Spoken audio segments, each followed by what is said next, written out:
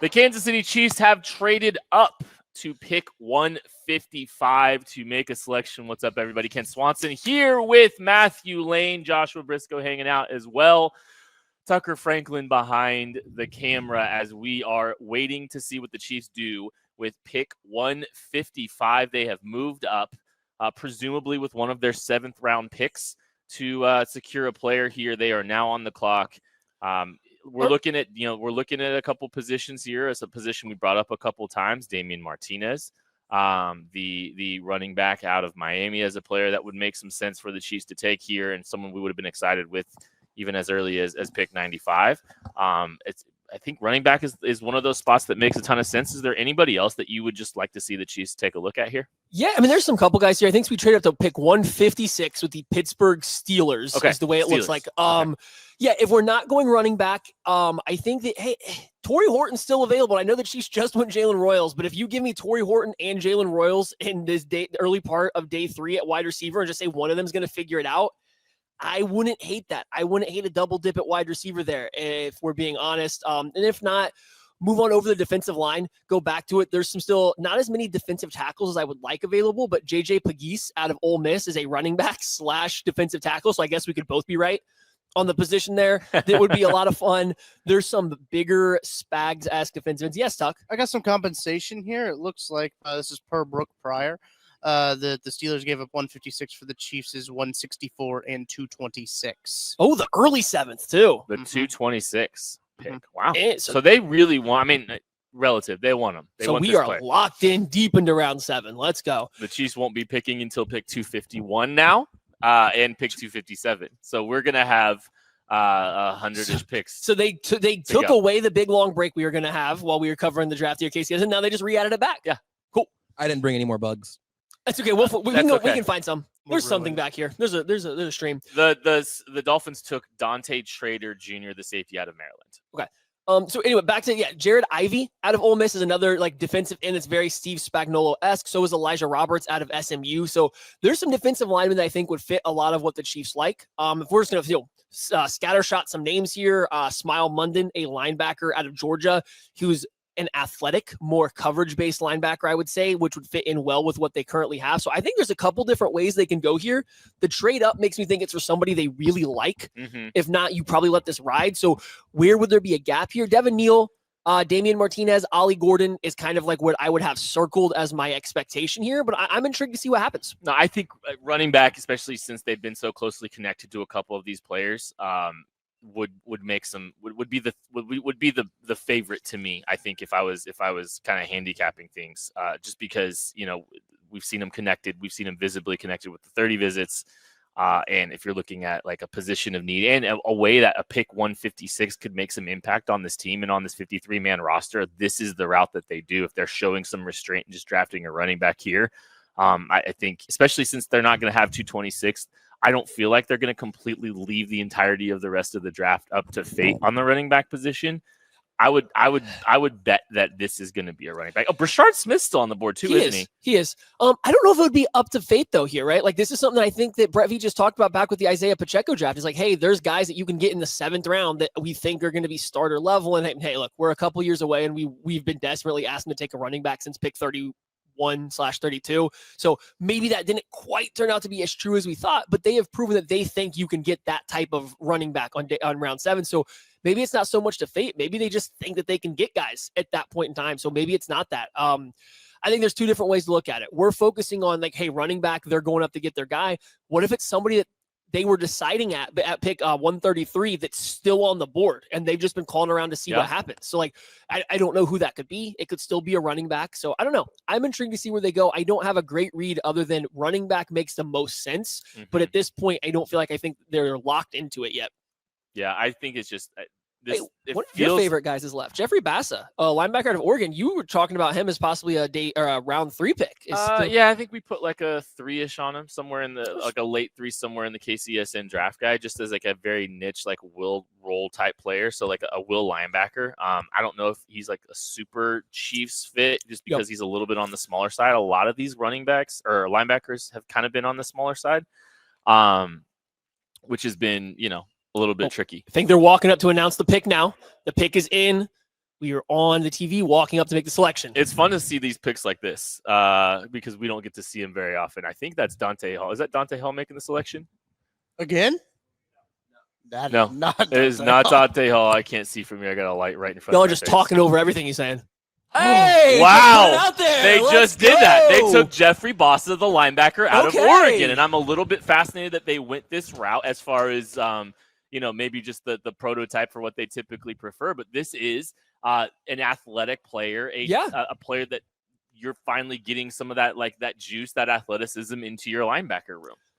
Yeah, I mean, we just mentioned it. I had Smile Monday as a guy that I had been like pegged it a little bit for a similar concept, but Jeffery Bassa is a guy that you liked. We've watched him. He's seen the flashes where undersized linebacker, but in today's NFL, modern NFL, that's not a bad thing at all, right? You need somebody that can run, that can chase, that's a little bit more of an athlete, and he certainly is that for this, or was that for the Oregon Ducks defense, and now you bring him onto the Chiefs, who did just pay Nick Bolton, but we know where his weaknesses lie. Drue Tranquill is coming off of a little bit of a down year, and I don't think that his coverage or sideline to sideline speed is something that we are highlighting as a strength of his. So Jeffery Bassa, I think is it Bassa or Bassa? It's Bassa. I think it's Bassa. Okay, so it's going to be Bassa. So Jeffery Bassa.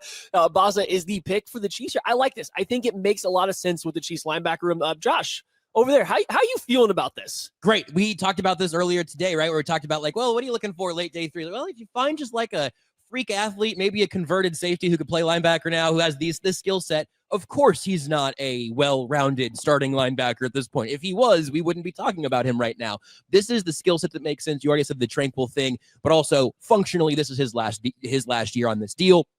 It's a pretty big hit this year, the way they structured it. But this is probably the last year for Drue Tranquill in Kansas City. This seems like the right type of linebacker to be putting alongside Nick Bolton, who you're paying a lot of money for. You would like, I'm now projecting day 3 picks as a future starter, so I understand what I'm doing. Like, that's not, there's no lock here.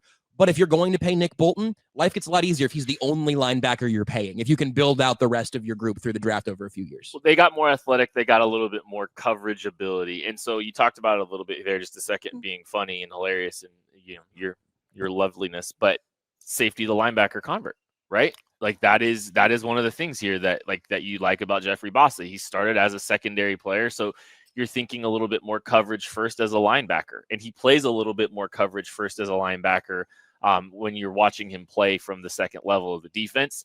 More of a chase player. He's not going to take on blocks as consistently as some of these other guys are. I do think it's interesting though. Like he did, and he's a little bit bigger than some of these other linebackers that are sitting out there. There's a large amount of backers that are playing or that we're measuring in the 220s, and Bassa is still playing. He measured in at the 230s and still did all the athletic testing at 232 rather than playing at in the 220s.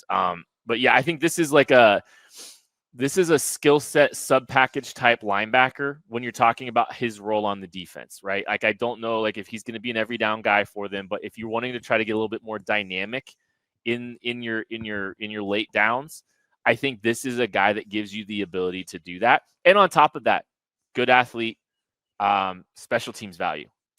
That's another area that I think he could be. That's what I was going to say. A significant asset for this team as a special teams player. I think this is a really good pick here this late in the draft. According to Dane Brugler and the Beast, he started 43 games but played on special teams in all 4 seasons he was playing at college. So he is another special teams linebacker, another special teams guy that might be fitting into the defensive rotation for this team. So Noel Williams, Jeffery Bassa, the 2 guys here that we are coming in, the Chiefs are coming in with back-to-back picks here, are guys that, they are bringing out, and they make sure they have value that goes across at least 2 ways on the football field. So I think there's a little bit of a surprise pick. I think almost every Chiefs fan, if I'm looking at the chat here, everybody wanted a running back.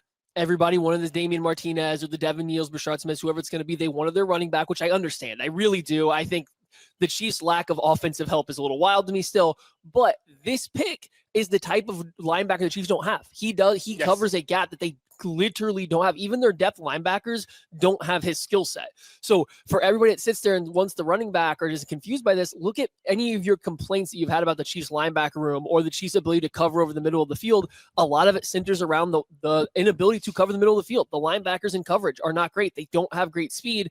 They draft a guy that fits that role, that kind of tries to cover that gap that they have there. So makes sense. From you look at relative athletic score, and I think part of the reason he might have been down there is he did underwhelm a little bit. He ran it, some of these other linebackers cut weight to try to go run, and they were running in the 220s and still didn't test great. Bassa runs, he plays at 230, which was a little bit of like a surprise, honestly, that he stayed that kind of weight. And then he runs and tests as a 230-pound player. And it was a little bit underwhelming, right? Like, just a very average athletic profile. In fact, I ran my 3-cone and Jeffery Bassa's is within 1 second of each other. So there's that. But you look at the linear speed from a chase player, like from a chase standpoint, like that's a guy that can, kind of run and chase a little bit, and ran a 4.63 at the NFL Combine, an explosive vertical too. Like I think there's some linear explosiveness to him that you'll appreciate, which again, that'll bode well for the special teams role. That will bode well when you're getting to operate in a chase position, right? So this is a really good pick, I think, down here and the Chiefs clearly wanted to grab this skill set. They wanted to get more athletic at the linebacker position because that's exactly what they just did, while still finding a guy that plays at a weight that they would consider, right? Because we talked about Smile Munden a little bit as we were anticipating this pick. 220. A lot of these backers are sub 230. Bassa's actually kind of over that weight, which I think.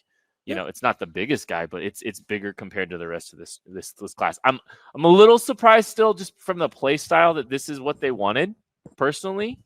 It's also kind of interesting because for so much of the Chiefs' recent history, they have had safeties who play like linebackers. Rarely the other way around, right? Where you have the coverage first backer. Tranquil was kind of an outlier in that. And that's what's kind of fascinating to me, not in a bad way. I'm actually pleasantly surprised, if that makes sense. I'm happy that they are grabbing a player like this because, you have to make some decisions on what you're going to do and how you're going to, build your roster and build your room.